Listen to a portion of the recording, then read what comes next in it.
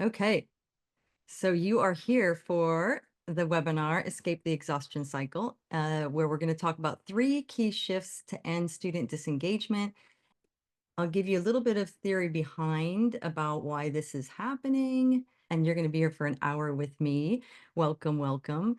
I know that you're here because you care so much about teaching, just like me, and you want your students to step up and think more, take real responsibility.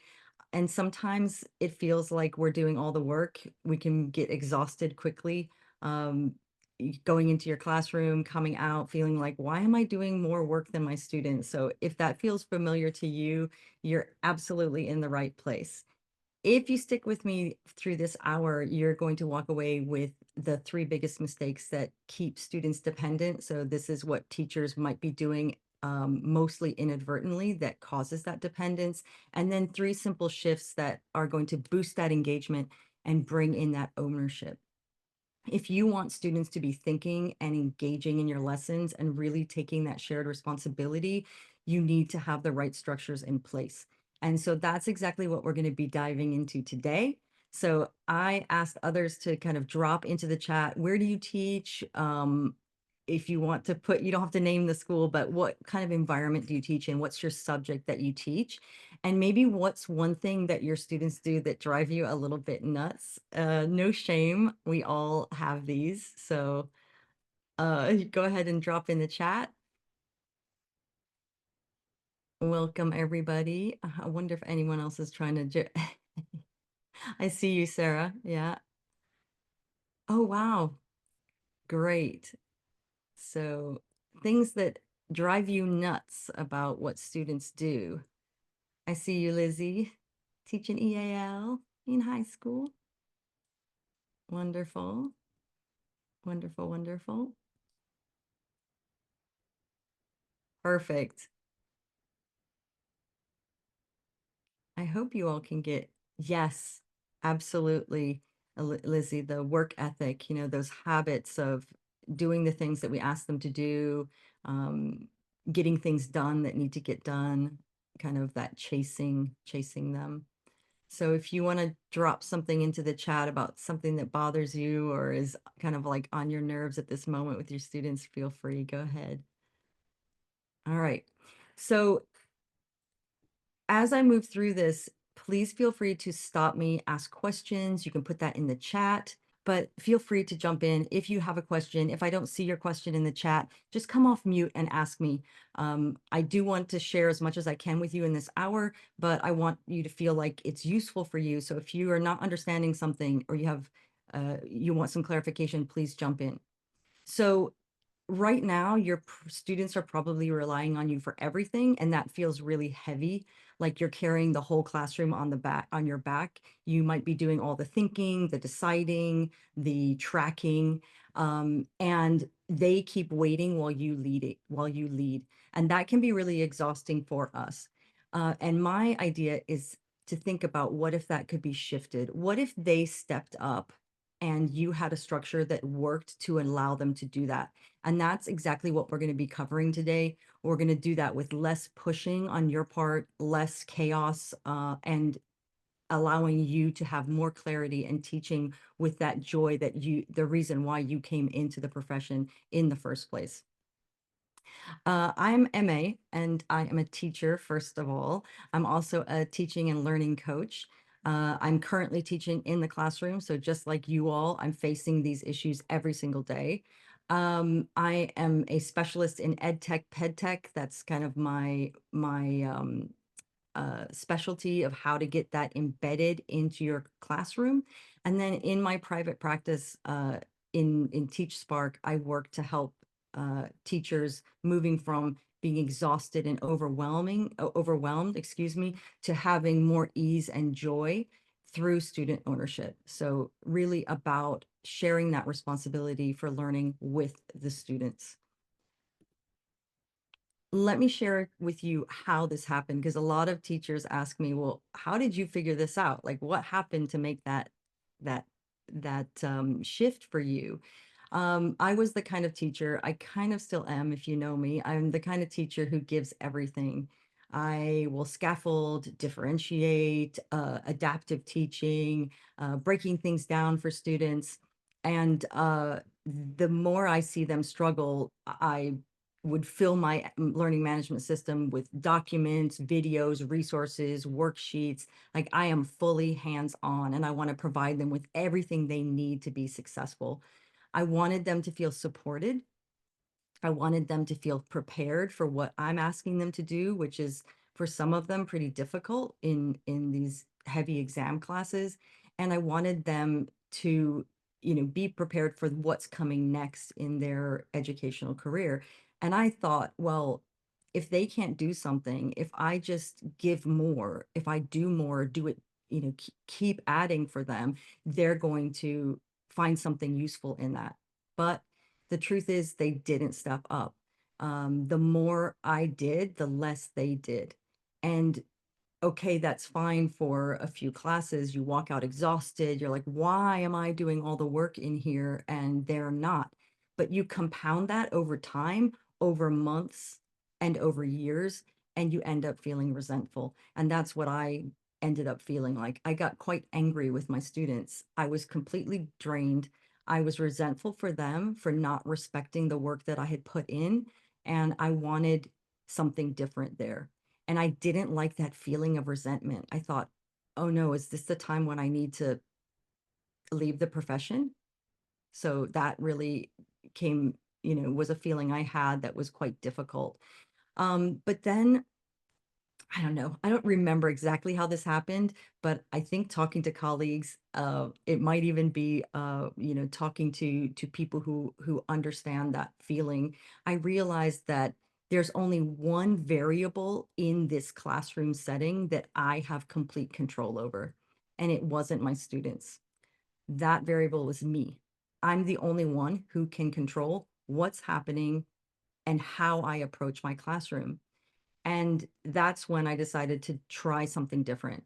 I decided to do less for my students to see what they could do if I stepped back. And it started with when a colleague of mine and I started running a reading partnership project where we designed it for students to take full responsibility for the project. Of course, we engineered it within an inch of its life for the skills that we wanted. But once we designed it, to make them in charge, kind of an inquiry based literature study, we just stepped back.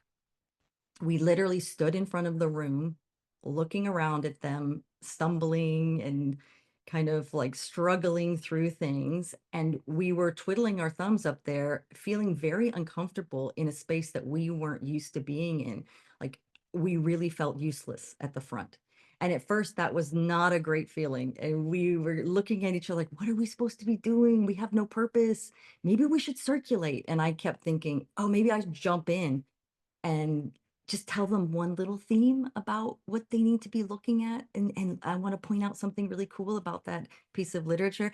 And my colleague Sophie looked at me. She's like, don't you dare walk in there. You stay back. Sit on your hands, but do not jump in there. And we waited and we waited through that discomfort of watching them stumble and struggle. And guess what? They stepped into that space and they figured it out. They started doing things that I had assumed before that they couldn't do. And that feeling was absolute magic. Sophie and I looked at each other. We were just like, I can't believe they're doing this. And after class, we were kind of jumping around like schoolgirls, like very excited because this was the moment we were waiting for when they started owning it because we backed off. And that was amazing. That was just an amazing feeling. Yeah, they didn't get it right the first time, but no, none of us really do. So that's fine. And that feeling, I just wanted more of that. That was bringing the magic back for me.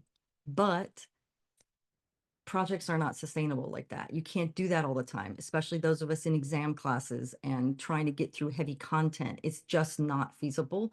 And so I started to think about ways like, how can I do this, but inside my exam courses, inside my IGCSE, my AP classes. And I thought, there's got to be a way to do this. So I started to look for small strategies to embed in my daily practice to shift the work of doing, thinking, and deciding from me to them. And I actually started calling it the shift. And I've been chasing that shift ever since. I've been chasing it for myself in my own classroom, and now I'm chasing it for you too. And it's less to do with motivating students and more to do with sharing responsibility for the classroom and everything and every part of learning that goes into it. That shift is the heartbeat of the work that I do with teachers. And I'm so excited to share that with you. Um, so that's kind of my story. And that's how I moved from stuck to shifted. It's not perfect, it's not linear, and it doesn't work all the time. I will just warn you, I do not have the magic bullet, but what I have works. And that's worked for me. It's also worked for others. And I'll share a quick story with you about Cheryl.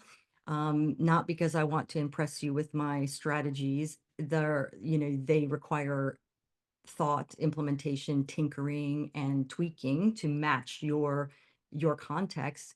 But I think you're going to see yourself, if not in my story, you're going to see yourself in Cheryl. Cheryl's someone that we all recognize. She's a real person, but her name isn't Cheryl. She is an experienced teacher. She's super passionate and she has solid pedagogical skills.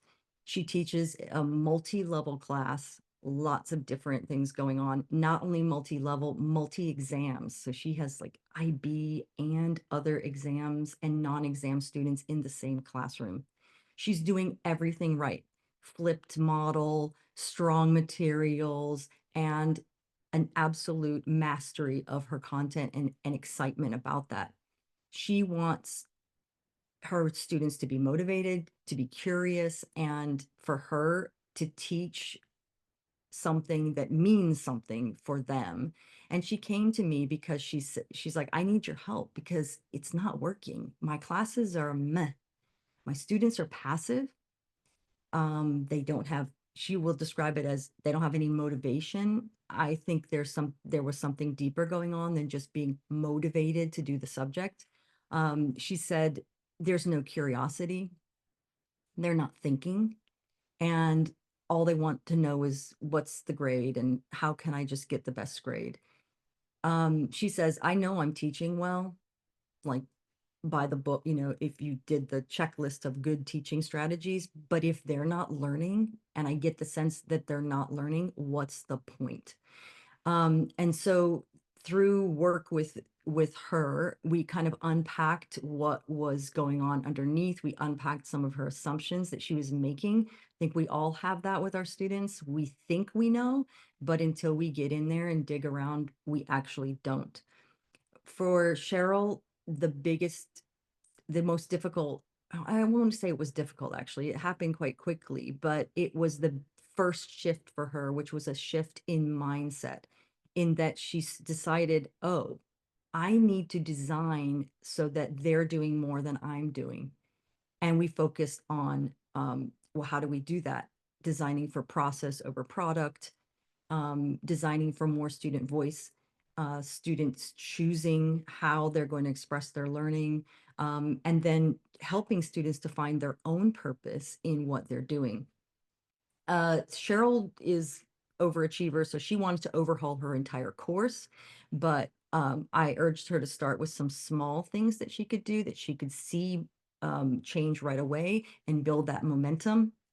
So, she has gone further than that, but she started with these small changes and she was seeing some big shifts in student behavior when she started doing that. The biggest or the reason I know this works is because Cheryl felt lighter after that. She wrote me an email saying, I am literally skipping into my room. I'm energized, I'm hopeful. And I'm actually teaching as opposed to dragging these students through. This is what the work that I'm going to share with you looks like. And this is the kind of transformation I'm talking about. Going from carrying it all and being tired of doing that to teaching with ease and joy. Before we go into the shifts, so if you stick with me, like I said, I'll give you the 3 shifts. or 3 small strategies you can use. At the very end, I'll also pop into the chat a tool you can use straight away tomorrow in your class. And it's sort of like a first step if you're not used to doing this kind of work, or you want to know, how do I just begin? And it's not magic. There's no big planning. You just do. Just get in there and do it. Let's see how you feel, though, about ownership and your students and their ownership. So, um, when you think, bear with me because I'm dog obsessed at the moment. When you think about how much ownership your students take in the classroom, how does it make you feel? Like, pick your number on the scale of dog, from like, I'm totally relaxed, number 3, to I'm about to bark and chew people's heads off and bite people. Um, no shame. I've had days where I'm all of these dogs at the same, well, at different points within my class. So I'd love to see what you guys are coming up with.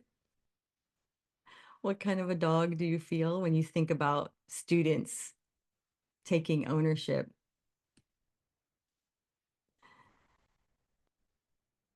Ruth, yes, tired.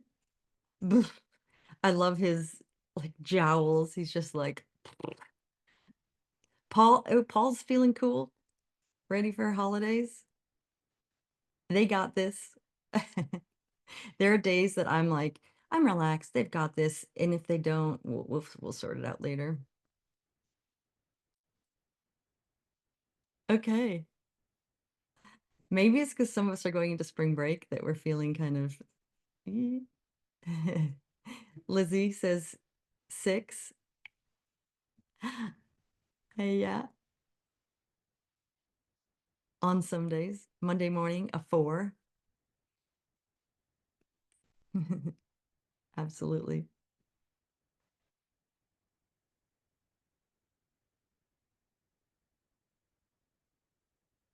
Okay, more people joining. If you're just joining, welcome, welcome, welcome. Thanks for joining in. We're just talking a little bit about how we feel when we think about student ownership in our classroom, like when we're trying to do that with our students. Rosie, I see you. I love the expression on that dog's face. Hasina's a 3. Oh, I really like how people are feeling kind of cool. Wonderful. Excellent, excellent. All right. So if you're just joining us, or if you're sticking around, this is great. I'm really happy to see you all. Really happy to see people coming along to do some learning today. This webinar, um, it's not for, like, this approach isn't for everyone. There are so many different ways to do student ownership. I even do it a little bit differently depending on the class that I have. So this approach won't work for everyone. And if you look at the slide that I put up, this is kind of how you know that you're in the right place. So this webinar is absolutely built for you if you're tired of carrying the responsibility for learning in your classroom. If you want students to think and do more of the deciding, and really step up without like a zoo or chaos in your classroom, this is for you. If you're open to trying really small strategic shifts that build long-term student responsibility, and if you want a structured way to make that ownership work, even in exam-driven courses, this is for you. So if you look at this slide and you see yourself here, yay, you're in the right place. Very happy to have you here. But this webinar is not for you if you are looking for a quick fix without making changes to your teaching. There is no worksheet, lesson plan, or package that you can get to increase student ownership unless you're willing to be the variable that changes in your teaching. That's not blaming, that's empowering. But if you're looking for something quick to do, chances are this is not going to be helpful for you. I'm sorry, if you want a quick fix, these strategies you can do tomorrow, but it's not going to fix it like that. If you believe that students simply can't take responsibility, they just don't have it in them, then, and that's just how it is, then this also is not for you. And one of the key, I would say, elements to this being successful, you need to be willing to let go of some control in order to make space for students to grow. If you can't do that, if you are unwilling to do that, then this webinar is not going to help so much. Let's get into it. Um, there are three key shifts that make student ownership a daily reality. And if you ever have walked out of your lessons feeling like, oof, am I the only one exhausted? Why am I so tired? They're just tripping off to lunch, and here I am exhausted, and you just kind of plop into the teacher's lounge looking for a coffee and kind of like irritated. You're not alone. So many teachers I work with are in that same exact place. And this is not about overhauling your entire course. It's not about dropping your content. It starts with one shift, one small change you can do, and one moment. And you don't have to have it all figured out. I'm a huge fan of tinkering. If you tinker, it will and adjust, it will happen for you. You just need to be willing to try. So if you are ready, type ready in my chat so I can see that you're on board, that you're ready to go, ready to join us. That will be great. Who's ready? Fantastic. Good to see. Yes. Ready. Sarah's ready. Rosie's ready. Let's go, Lizzie. Fantastic. All right. 3 shifts. I'm going to present you with the 3 strategies, and I'm going to present them in this way. First, I'm going to talk to you about what is the common mistake that teachers make that's actually causing that dependency to happen and why that happens. And then what is the consequence on students for that to continue? And then I'll provide you with the shift. Like, what is the shift we need to make? And what's a quick action step you can do to make that happen? The quick action steps are just one way to do it. And I urge you to find your own. It's more about shifting the way you approach it, and then your action steps become quicker. You will develop those on your own and you will make them according to your context. So the first one I call is like let students do the thinking. It seems really obvious, but it's not. And a common teacher mistake that I see here is that teachers think that if they don't lead every single step, nothing's going to happen in their classroom. They say, if I don't keep things moving along and keep telling them, all right, do this, okay, do that, then the learning's going to fall apart. That belief leads us to do all of the talking, all of the explaining, all of the deciding. In fact, it's like what I'm doing now. If you find yourself like out of breath and you keep talking the whole time, that is your clue that something's not correct. Mm, we jump in the moment that there's silence because we're uncomfortable with that, because we feel like if it's silent, then maybe they aren't moving forward with what I want. This comes from a really good place. We care about our students' success. We want them to be moving forward in their curriculum. We want things to be going smoothly. So we take over. We do all the mental heavy lifting, and we end up explaining before they've even had a chance to think. We fill in the blank when they hesitate, and we rescue them from the hardest parts of learning. The consequence is that students get used to the waiting. They stop trying to think for themselves and they rely on you to tell them every single thing. You're walking out completely drained because you've been carrying the cognitive load for 22 humans for 40 minutes, right? And this can get so bad that it's not just about the thinking, it's also about just showing up. So students who are walking in, backpack on the desk, you're like, take out your laptop, take out a pencil. That's the kind of stuff. And it extends even into the thinking pieces of what you're trying to get them to do. So what's the shift? This is about your mindset. And instead of assuming that students aren't ready for more ownership, that I know if I ask them to do it, they're not going to be able to, start to notice in small ways who's actually doing the thinking in your classroom. So instead of thinking like, I need to keep things moving, start asking, wait, stop. Who's doing the work right now? Is that me or them? I like to think of it like this shift of I'm holding the ball and I'm going to pass it back to them. So allowing them to think, even if it's awkward, letting them feel the weight of the task that you're asking them to do. They have to feel the weight of that because that's where the learning is going to happen. This is the quick action step. If you're taking notes, great, but I'm going to make this available on replay and you can then move more slowly through and kind of process how that quick action step might look in your classroom. Here's one way you can do that.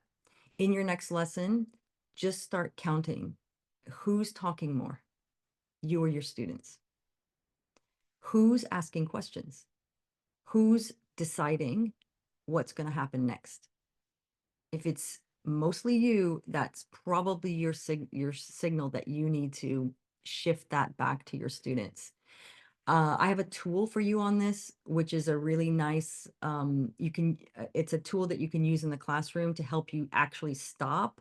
And it gives you a little sentence starter to like, I stopped, I've noticed it. Now what do I do? What kind of a question can I ask? What kind of a thing can I do to actually shift it in the moment that you're teaching? This is super important for me to give you all strategies that are doable in the classroom, on the fly, ready to go, that you don't need to do this big prep ahead of time. You don't need to make slides. You don't need any of that, but you need to start getting into the habit of noticing when they're not doing and you are, and throw that ball back into their court with small little ways. These are really nice. This concept is nice to do at the beginning and at the end, but also during, during lessons, during the conversation, during the learning. So that's your first one. Again, if you have questions, feel free. I really need an admin assistant to help me with all the tech. So if you do have questions and you're asking them in the chat and I don't stop and see, please come off mute and just tell me. Okay, number 2, letting go. Not too much, just enough. This mistake is if I give them too much control, they'll get off track.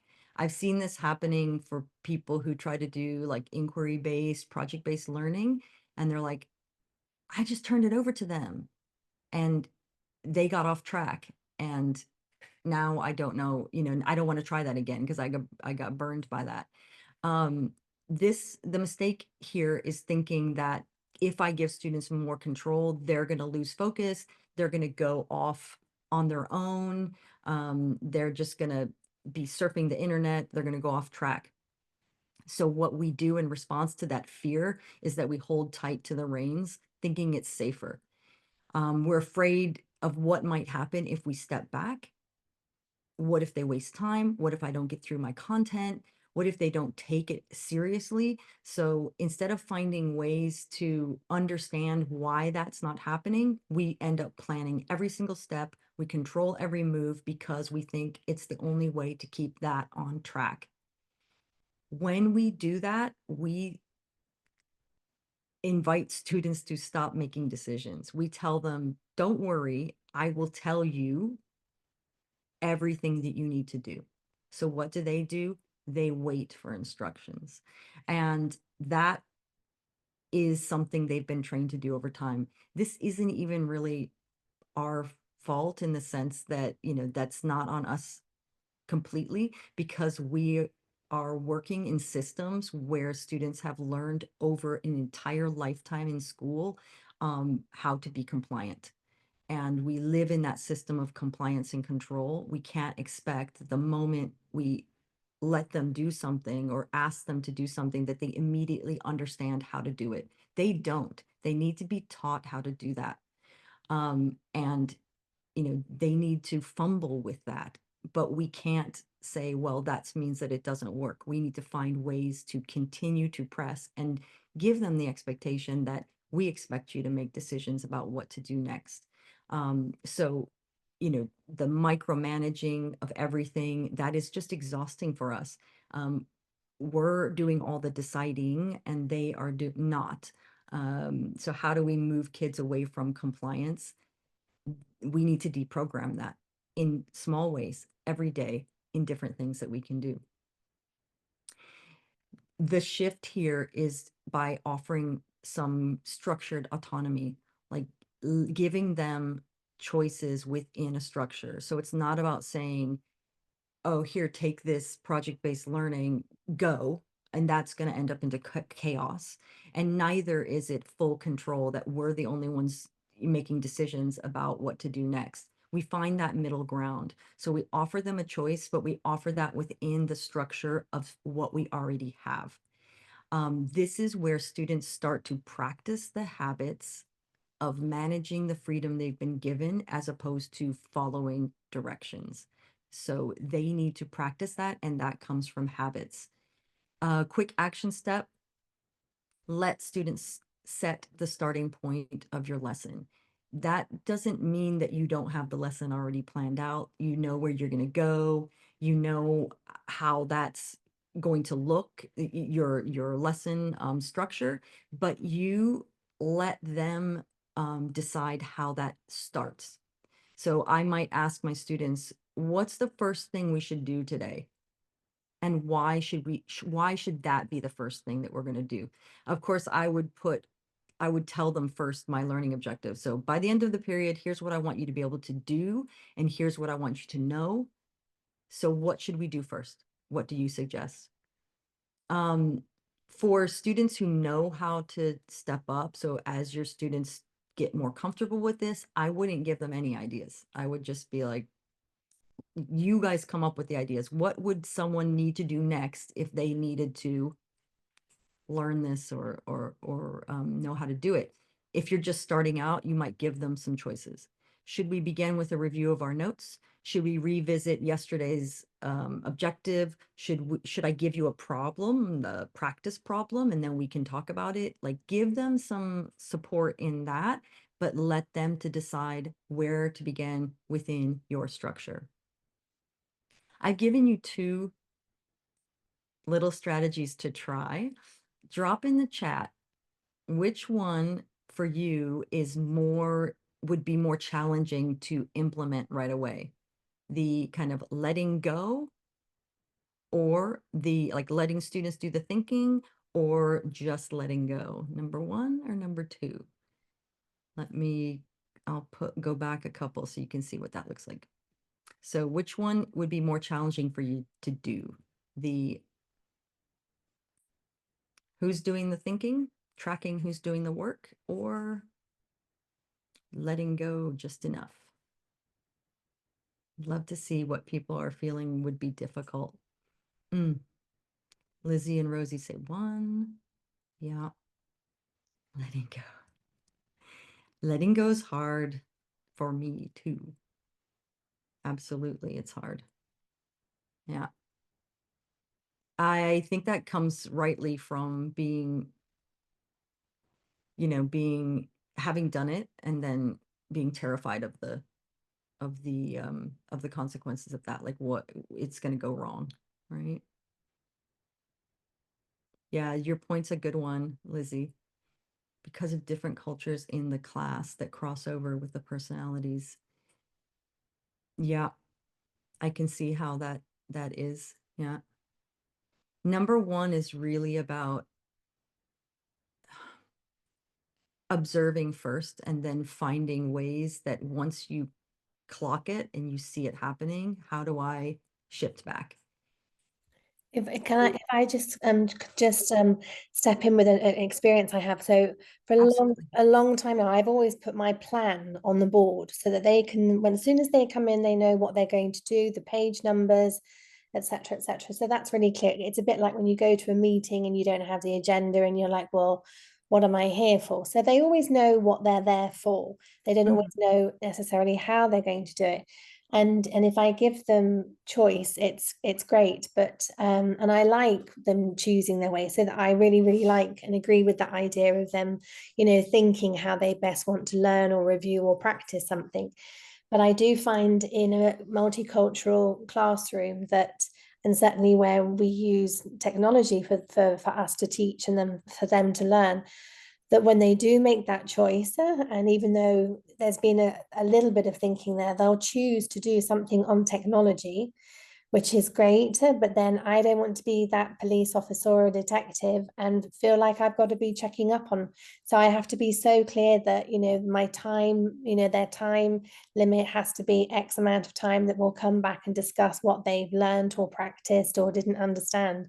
But yeah, I think that letting go should not, it often can equate to uh, perhaps not chaos, but just a little bit of is it a are they wasting their time? Am I wasting my time? And I have to trust myself and trust them more that they are actually going to do it. Maybe not Mm. all, 15 of them, but I think learning to let go and get them into that habit, and that does make a big, big difference. So just changing, I'm trying to change their mindset of how they can learn, but I've also got to change my mindset as well. And I think, well, if they've not learned anything, that's not on me, necessarily, Mm. because I've Mm. I've given them the instruction and the choice and the time and set the expectations, etc. So I have to learn to let go that I can't do everything, because that's also not my role to do everything. But it's really difficult sometimes. Mm. Mm. I wonder, Lizzie, if the more structured choice would work better then in that case. So, of these two things, what's the first thing we should do today? And make sure that those two choices are ones that you already want to do or could see yourself doing. Like it doesn't matter to you. Sometimes, like when they ask us, can I write this on this or do I have to put it in my notebook? And you're like, I don't really care. Make the decision yourself. But you can be offering choices that are valid for you so Yeah, that they aren't off just doing whatever on the on the internet or whatever you want them to do. So you could be like, you have two choices here to start. Do you can either go into a pair and talk mm, about the thing we did yesterday, or set them a task, re-explain yesterday's lesson in 5 bullet points, or you can work alone to review your notes, or you can reteach a concept to another student. So you can give them those choices and yeah. have them, break off into that, because we all have those students who are like, I do not want to work with others. I don't want to do that. I want to be by myself, right? And allowing that. And it's really important, I think, to know your students. And I'm lucky generally to have not very, very big classes. So I do understand who works better individually, who works better in a pair. They have they're more motivated, they perhaps understand better if they're in a pair. Sometimes I have to consider their first language. Is that going to help them or hinder them? Will they go off task if they're going to just use their mother tongue? Or will using their mother tongue help them a lot? Will that make them feel safe, that they can ask questions about a certain language point or grammar point or literature point, if they have the freedom and choice to do it in their mother tongue, because that offers some element of relief as well, as opposed to mixing languages or Absolutely. even cultures, Yep. whatever. But it's a bit like a menu as well. I don't want them to have too much choice, because then how they gonna pick, you know Right. so Yep. I still reflect a lot on how much choice do I give them, what does that good menu look like, and that's really difficult sometimes. It is. And so for some students, today it's working with a partner, but tomorrow it's not. And so being able to say, I have provided some different types of things for students to do, but for Mhm. sure, you don't need an endless list, right? Mhm. But yeah, and making that your own. I think it's more about how we think about that, like building that autonomy through practice. They do not have the habit of that. Mhm. And so building that habit, it's small things. you know, in and giving them choice when you can, where you can, because we can't always, you know, Yeah, we and really can't. I think sometimes choice can't necessarily be integrated to every lesson, or Mm, sometimes if you're introducing a topic, if you're practicing a topic or you're reviewing a topic, you know, where does that choice best fit? You know, absolutely. and a Mm. lot of it, those choices we have to make can depend on if it's the first lesson of the day or if it's the last lesson of the day on a Friday. Yeah. So that, you know, I read somewhere of where that we make more choices than a surgeon doing an operation, but fewer choices than air traffic control. And that's how I feel it. I'm, you know, I'm maybe sort of aiming for air traffic control numbers of choices, but not quite. Well, Because that, the I bell. mean, this is we need to we need to offload that some to our students. That's why we're so tired. Deciding is hard, and we have to do it all the time. So, Yeah. and I, like I say, I'm not saying throw everything to them, but Mhm, definitely like offload some of that decision making. If we don't teach them how, if we don't give them practice, when are they going to get the practice to mhm, make good decisions? You know, it's a joke in my family. I used to say to my daughters, make good choices when they leave the house. If they do not have practice, they're not going to mhm. do that when it really matters. All Yeah. right. Third strategy. This one you're going to like because it's all about chasing students down, which I know many of us are in habit of doing, right?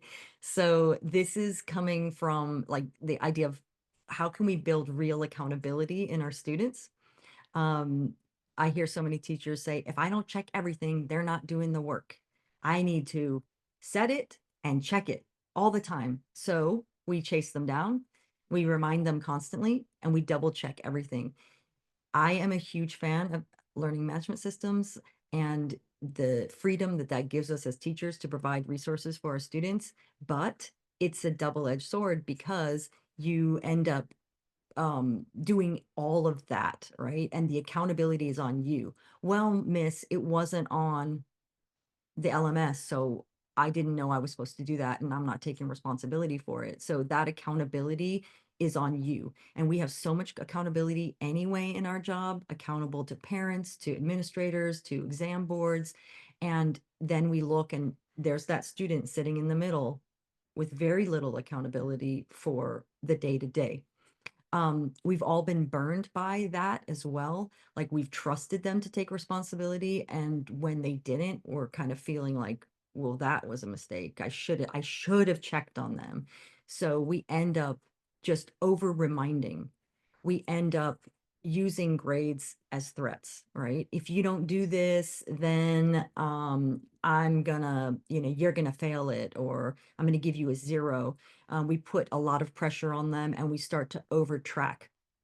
That for me, once we get into that game, that's like the spiral of death. I don't know if I have any cyclists on here, but it's like when I get on the turbo trainer and my trainer will adjust to the difficulty that I'm supposed to be on. But if I start finding it difficult and I start to slow my cadence, I eventually go into a spiral of death where I just get slower and slower and I am unable to turn the pedals. And this is what ends up happening. We come to a screeching halt in our classroom because we are running around like chickens, tracking everything. And then we're like, why did I set that homework? Because now I got to check it tomorrow. And this just keeps going around and around, right? When we carry all the accountability, which is really thinking about taking account of one's own actions, students don't manage their time, they don't manage their effort, and they don't manage their progress because we're there to do it for them. So we get into a loop of chasing.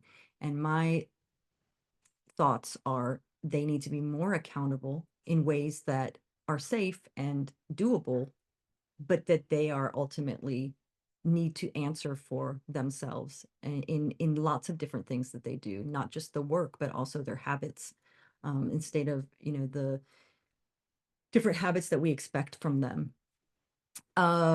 This shift for you comes in moving from micromanaging everything to encouraging self-regulation, which we know is a massive part of motivation, the ability to account for oneself, for one's actions, to take control of where am I now? Where do I need to get? And where am I on this path?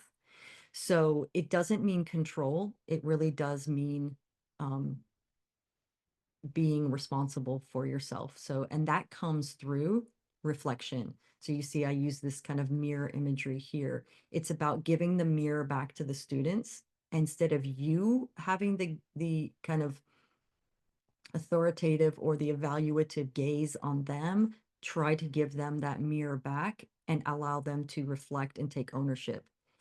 Our job is really to build systems that let students practice that responsibility, not to micromanage every detail. We're not serving them when we do that. So one quick way to do this is end your class with a responsibility reflection. For example, you might say, um, right on a board, what did I take responsibility for today? And this could be related to the learning. It could be related to their habits, like how focused was I? You know, I was really focused today. I was off focus, or I helped my partner be on focus today. I was responsible for collaboration. I made sure that the group worked to get that job done. It could be I was responsible for timekeeping.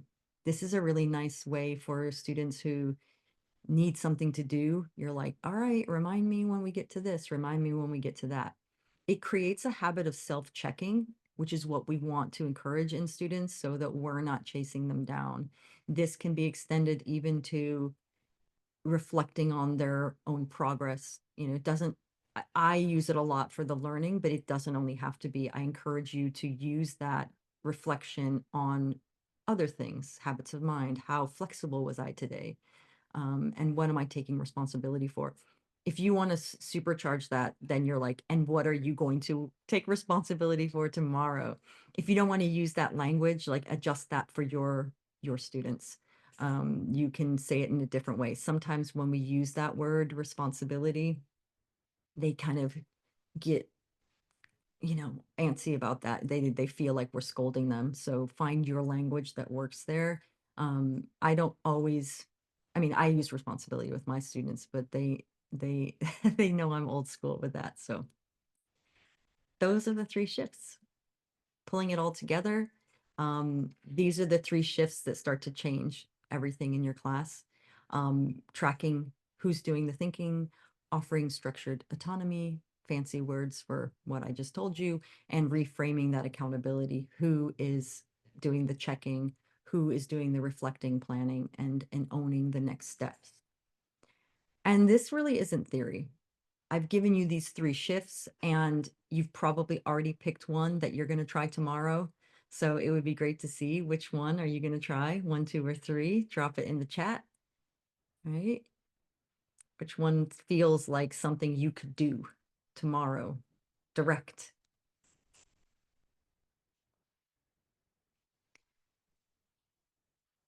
Hasina, I see your question. I will give that a think. Mm, mm. It's a good point, Hasina. Like, how do we handle um, you know, EAL learners? And you are the expert on that, really. I urge you to, it's not that I don't have an, well, I don't have an answer for you exactly. Um, you are the expert on your students. Maybe if you're thinking about these higher, you know, cognitive load kind of things, like I want you to reflect on where you are and where you need to go tomorrow, that kind of thing, why not let them have it in their native language? Because you really want to you're trying to work on that habit of of uh, of that mental process. It doesn't matter that they can't express that in English, because you're probably not testing on that anyway. It's not a learning objective. So allowing them to do those processings and those, you know, this is all content agnostic. It doesn't matter what content you're in, it's pedagogical approaches. Whether they do that in English or their native language, who cares? Because they're going to have that habit in them to do these things. When it comes to expressing that out to you, that may be a challenge. But we can, I'm happy to talk about that. And I know that Lizzie, if you all connect, Lizzie is also in that field, and you might you might join up and and come up for that, right? Um, I see your question also, Sir Osoro. So I will come back to you. And if I don't come back to you, I have the chats and I will reach out to you personally and we can have a chat about how that might work. But some of these are pretty tough questions. So we have to, I might have to have some time to think about that. But great. I like to see people. Rosie's going to try number three, or sorry, Sarah's going to try three. Perfect. Excellent. And I want to hear how it goes. So you need to get back to me. I'm most active on LinkedIn, but you can always send me a message anywhere and I will be happy to listen to how it went and whether maybe it doesn't work for you, in which case I'd like to hear that too. So this isn't theory, right? I gave you three shifts. These are things that I've done in my classroom. They work. And but the thing about these kind of strategies is that I mean, we don't lack in this kind of learning. We see this kind of strategies or different strategies presented to us, content-based things expressed to us through our professional learning, our PD days, and we absorb that learning really fast. That is all around us, and we are experts at absorbing theory and, ideas that we're supposed to be putting into our classroom. The absorption is not the problem. We sit in a lot of PDs and get that information. The trick here is in applying it, right? That is really the sticky part. So, and that's hard because as Surasoro is saying, like we have content to cover, we have behaviors to manage, we have to keep everything on track. And so when we try some of these things that we learn, we try it and it may not work. And then because it doesn't work, confidence dips, time runs out, you're like, okay, that didn't work. I'm going to let it go. And that's the reality. So many of you all, I know on this call, that's probably why you're on this call. You've spent so much time and energy trying to fix the student engagement issue on your own. And it's not just you. This is the number one thing that teachers come to me asking for help on. The teachers that I coach daily, I've talked to 30 plus teachers all around the world in international schools, and they all ask me the same thing. How do I actually get students to take ownership without creating a zoo in my classroom, without losing time, and without feeling exhausted? And it's the reason that I am here today, like why I'm jumping in to help with that, because I see you, I feel it too, and we need to do something that is not just here's some strategies, but how do we apply them in our classroom? How do we make sure that they get into our daily practice? Because going to a PD session is not a guarantee that it's coming into our classroom. And so I created something with you all in mind, and I'm calling it the Student Ownership Sprint. And if you will bear with me for a few more minutes, I will explain to you what that is. If you're interested, I'd love to tell you more about it. And you can drop me a message in the chat if you want to find out more. I'd be happy to jump on a call and explain to you. But I felt that this was something that teachers need in their professional learning, and I'm not seeing it offered, not in my school. I'm not seeing it offered more widely. In the student ownership sprint, this is a space where we are practicing, tinkering, and experimenting with strategies like I just shared with you. It's something I've designed to last for 5 weeks. It's an online group coaching experience going from May 13th to June 14th, where you will learn some of the strategies. We start with the mindset shift, like how do I start to do this work? We move into thinking about, well, what are the right conditions that I need in my classroom so that I'm teaching less and my students are doing more? And then how do I make it stick over time? Like I can try these things out, but how do I make sure that they stay in my practice and that I keep working on that. Some teachers are asking me, well, why would you put it now? My exam students are gone. They have gone off to their exams. I just want to coast into the summer. The reason why I'm giving that to you now is because it's really important that you go off onto your summer or your break. Some of you on the call are not in the same schedule as we are in Europe, but that you can test and adjust these strategies before summer. In that way, you leave your year confident, not crawling to the finish line like so many of us feel. We're just happy when the door slams and we can move into the summer. But the issue with that is that if we're being real, if you start thinking about 6 months down the line or this time next year, if you do nothing to change who's doing the work in your classroom, what's that going to feel like? You're going to be in the same place you are now. You're going to be reminding students. You're going to be hearing, oh, what's this for? Is this for a grade? Because if it's not, I'm not doing it. You will still be dragging those students through every lesson. And that's not on you, right? Like that's a structure and strategy issue, and it can be solved by fixing that. And these small shifts can change and everything. If you're interested in finding out more about this student ownership sprint that I've created, I'd love to talk to you. So just reach out to me after. You can also drop it in the chat if you can drop ownership if you're interested in hearing more about student ownership sprint. Um, this is something I've built with my heart. I've listened to teachers and I've built it with you in mind so that you get the live support that you need to make these things happen in your classroom. I am excited to work with this is a beta cohort that I'm going to be starting. So I'm only working with 10 teachers. I'm really excited. If Ruth is still on the call, I'm excited to be working with her.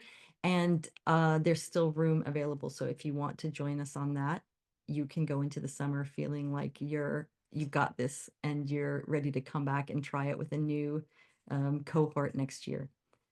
So last thing before we wrap up, and I'm happy to stay on the call and answer questions if people want to stay, but I also am conscious of your time, and I really appreciate you all being here. So last thing I will ask of you is drop your MVP in the chat. So this is the most valuable point that you take away from today. Like what's one idea or one moment that stuck with you most today? I think that when you name that, you're more likely to do it and use it. So put that little commitment down there. What's your most valuable thing you're taking away from this? If Lizzie, if you say the dog scale, I'm coming for you. Okay. I'm going to stop sharing. And as promised in the chat, I'm going to drop those two things in. The first thing I'm going to drop in is the in-class ownership check. And this is a little tool that you can use in your classroom. It could be the first thing you try. And just to do a little kind of a self-survey about what's going on. Let me see if that goes. And any other people who want this, I'm just going to go ahead and post it on my LinkedIn. And if you send me an email, I will send it directly to you. I'm sorry for that mess up. Clearly, I need to get that under control. But I will send you that, and I will also send you the brochure for um, um, the student ownership sprint. Ah, oop, look at that. It just went. Doing it on the fly. Love it. Okay. So that is the in-class check. And then this is more information about the student ownership sprint. Okay. There you have it. So thank you for joining. I hope to see you again on some of my lives on LinkedIn. I'm on there a lot, and I also share a lot of things that are going on in my classroom. If you want to chat about any of these strategies, please reach out. Otherwise, enjoy the rest of your evening or wherever you are, enjoy the rest of your day. And I'm happy to stay on. I'll stop recording, but I'm happy to stay on and just chat with people if they want to or not.